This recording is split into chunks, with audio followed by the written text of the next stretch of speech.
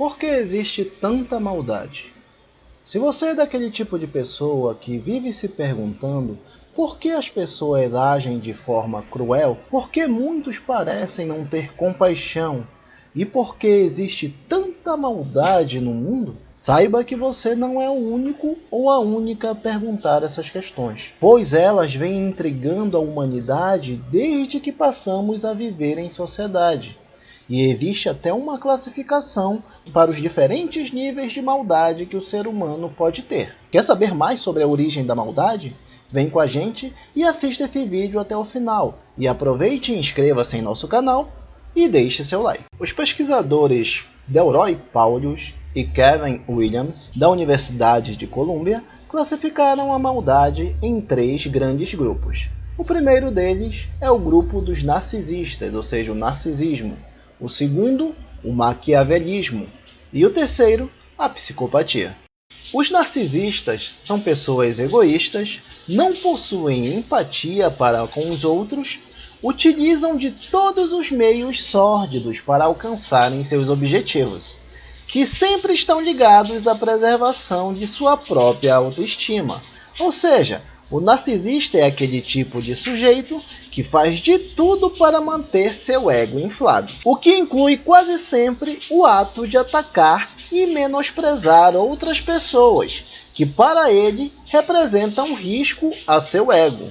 Então, meu amigo ou minha amiga, se você tem habilidades especiais, fuja dos narcisistas, pois ele pode sentir o próprio ego ferido pela sua existência e sua capacidade. O segundo nível de maldade descrito pelos pesquisadores Paulius e Williams é o maquiavelismo. Quando nos referimos a maquiavelismo, ou uma pessoa maquiavélica, estamos falando de pessoas extremamente calculistas e frias. Os maquiavélicos utilizam as pessoas como joguetes, podem se associar a grupos e articular em diversas situações em prol da manutenção ou da própria obtenção do poder. Um exemplo bem típico do nosso cotidiano de pessoas maquiavélicas são os políticos. Pense bem, nas câmaras de vereadores, assembleias legislativas e no próprio Congresso Nacional, vereadores, deputados e senadores só conseguem aprovar seus projetos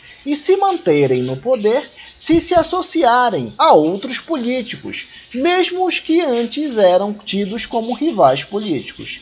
Isso acontece com bastante frequência, afinal de contas, os fins justificam os meios para esse tipo de pessoa.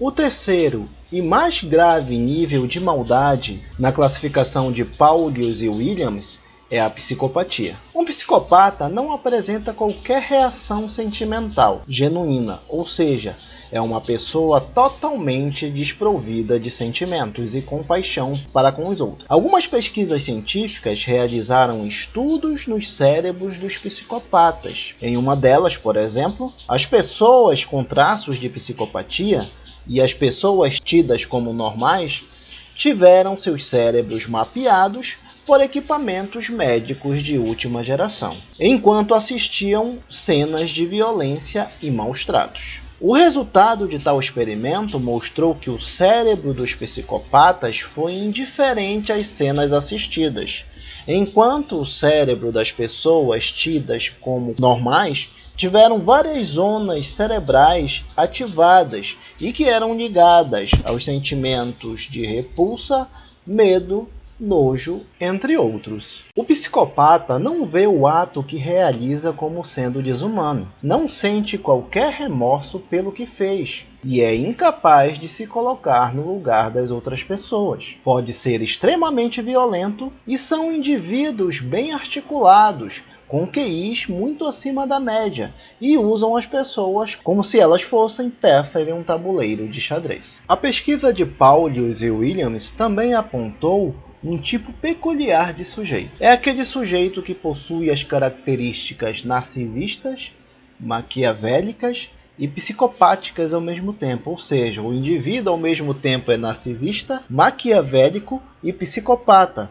A essa característica peculiar e rara, os pesquisadores deram o nome de a tríade do mal ou a tríade sombria. A pesquisadora Shawn em seus estudos sobre a maldade humana, acrescentou um quarto nível de maldade aos estudos de Paulus e Williams, que seria o nível do sadismo. Para Shawn, existem pessoas que sentem muito prazer e satisfação pessoal ao fazerem atos de maldade. Para essa pesquisadora, o sádico é similar a um gato que apanha um pássaro ou um rato entre suas patas e fica desfrutando o momento ao ver a presa se debater, agonizante em suas patas. Portanto, para os sádicos, a maldade é tão prazerosa quanto uma relação sexual ou uma comida saborosa. Existem vários filmes que tratam do sadismo, mas se bater aquela curiosidade de ver como age um sádico, indica o filme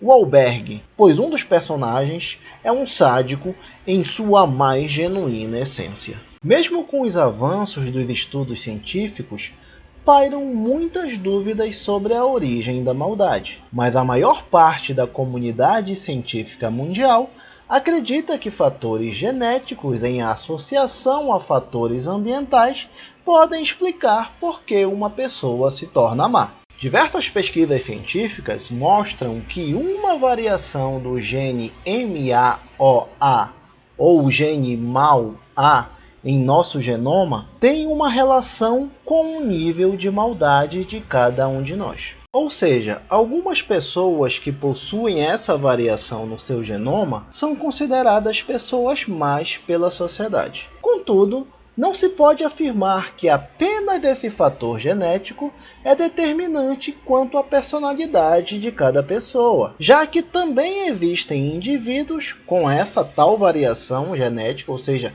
indivíduos que possuem essa variação genética, mas que não são considerados pessoas más.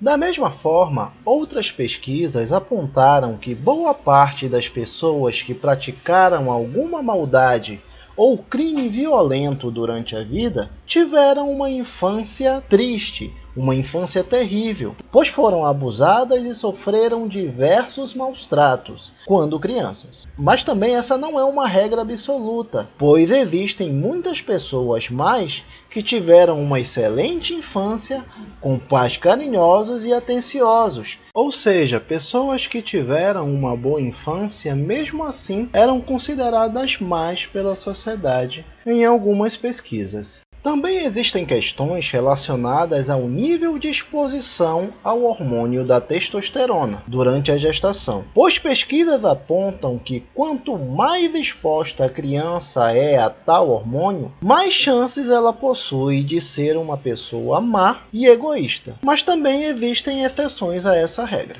Enfim, apesar de alguns avanços, ainda não podemos afirmar por que uma pessoa pratica maldades. Mas acreditamos que mesmo com o sofrimento que as pessoas puderam ter passado na infância, mesmo que haja uma predisposição genética, mesmo com todos esses fatores, tudo gira em torno da escolha. Sim, de escolhas, pois temos a capacidade de escolher o que é bom e o que é mal em certas situações, pois cabe a nós, com exceção dos psicopatas evidentemente, escolher o lado que vai prevalecer. Se você gostou do nosso vídeo, deixe o seu like e inscreva-se em nosso canal e aguarde nossos próximos vídeos. Obrigado!